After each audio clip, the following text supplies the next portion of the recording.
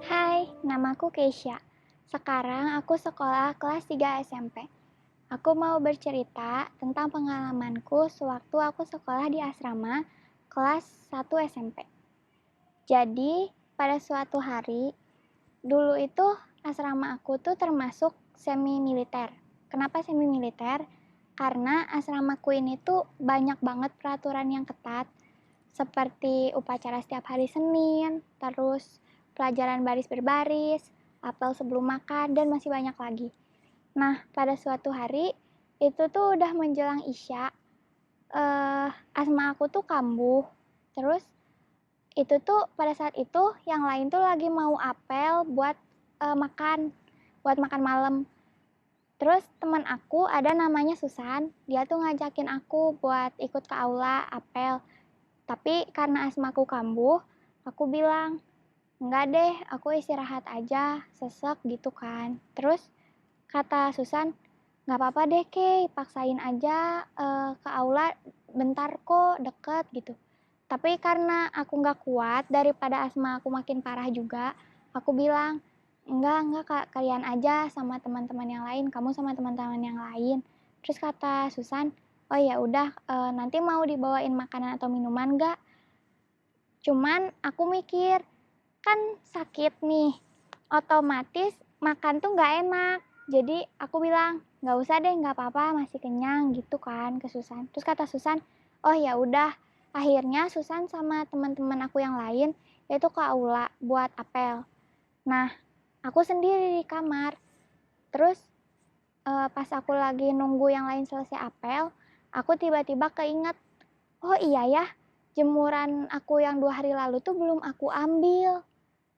Sebenarnya aku takut buat ngambil jemuran malam-malam, cuman aku mikir lagi, kalau misalnya jemuran gak diambil sekarang, itu pasti besok kotor lagi, terus aku harus nyuci lagi baju-bajunya.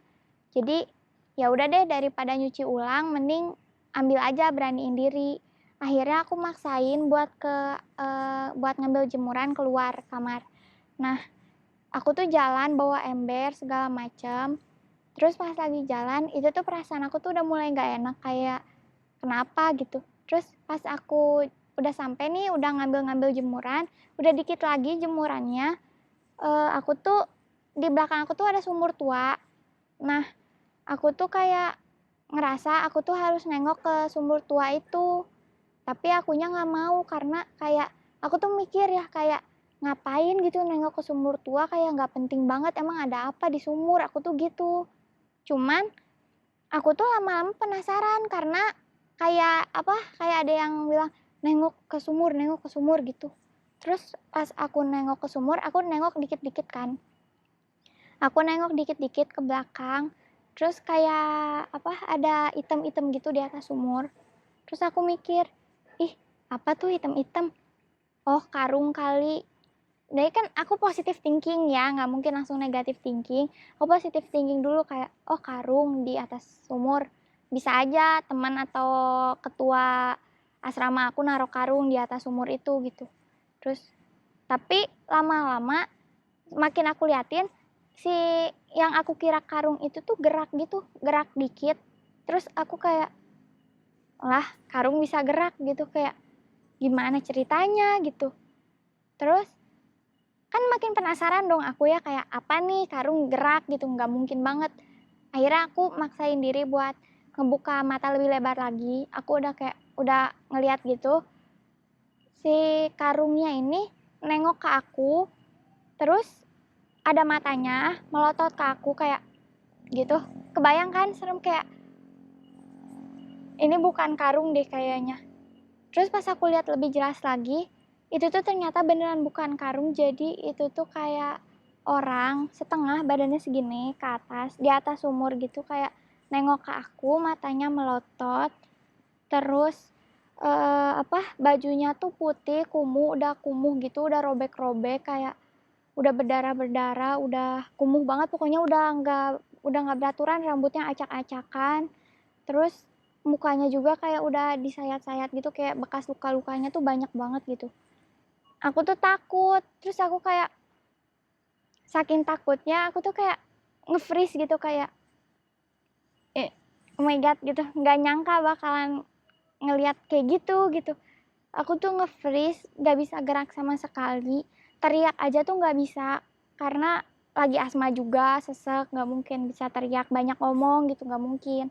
Terus aku tuh nge-freeze, karena aku harus lari, tetap harus lari, mau nggak mau. Aku tuh coba tutup mata, terus aku maksain buat berdoa gitu. Udah segala macam doa lah aku baca. Terus akhirnya aku bisa lari tuh. Aku lari, udah lari ke lorong gitu, itu jalan buat ke kamar aku, lorong. Aku tuh lari, terus jatuh karena emang ubinnya tuh kayak gitu loh, kayak ada kebuka gitu, jadi gitu.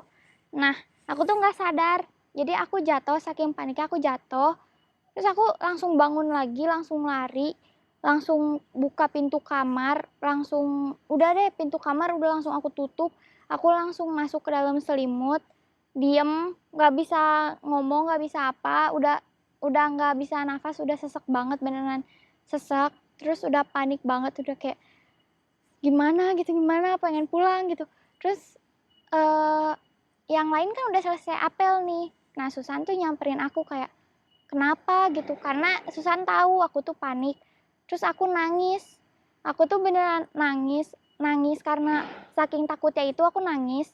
Terus Susan nanya dong kayak, kamu kenapa Kay, kok nangis gini, emang ada apa gitu. Terus aku bilang, enggak, udah nanti aja, aku nggak mau cerita. Terus aku nangis sambil nangis. Terus teman-teman yang lain juga karena penasaran, itu tuh ngerubunin aku, terus nanya gitu kayak kenapa. Tapi aku gak mungkin cerita karena lagi asma, cerita gitu kan kayak sesak gitu, gimana gitu, nggak bisa cerita. Terus akhirnya aku bilang kan ke Susan kayak, aku besok mau pulang deh gitu.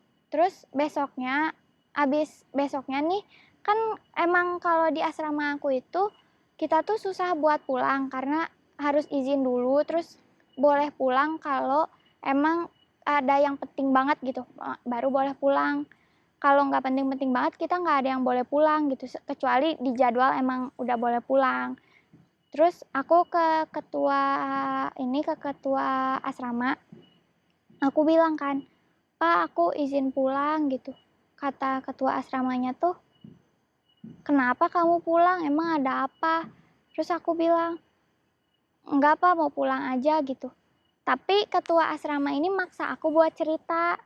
Terus ya udah aku cerita kan, karena daripada aku nggak cerita, aku nggak pulang, mending aku cerita tapi aku pulang. Aku cerita kalau aku ngelihat ada orang setengah di atas sumur, terus udah berdarah-berdarah gitu. Aku cerita ke ketua yayasannya, terus aku bilang, aku takut, jadi aku mau pulang aja.